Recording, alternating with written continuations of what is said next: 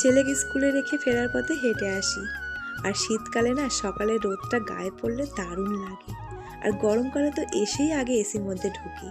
এখানে যে কাঁকড়াগুলো দেখতে পাচ্ছ, এগুলো সুন্দরবন থেকে আমার জামাইবাবু নিয়ে এসেছে। আমি যেহেতু শ্বশুরবাড়ি গিয়ে 3 দিন ছিলাম, তাই মা অর্ধেকটা কেটে রান্না করে খেয়েছে, আর বাকিগুলো আমার জন্য রেখে দিয়েছে, আমি এসে রান্না করব।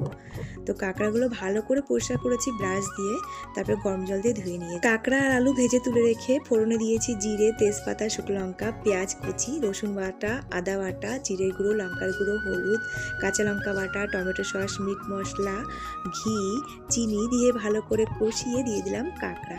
তারপরে আরও কিছুক্ষণ কষিয়ে জল দিয়ে চলে এসেছি ছাতু খেতে। ঝোলটা টকবক করে ফুটছে, এখন আমি দিয়ে দিচ্ছি ভেজে রাখা আলু। নামানোর আগে একটু গরম মশলা আর ভাজা মশলা দিয়েছি। কড়াইয়ের মধ্যে অর্ধেকটা রয়েছে আর বাটিতে অর্ধেকটা রেখেছি। আর কাঁচা কাঁকড়া রেখে দিয়েছি আমার বরের জন্য, বর আসবে 3 দিন পরে। তো চলো আজকে ভিডিওটা এখানে শেষ।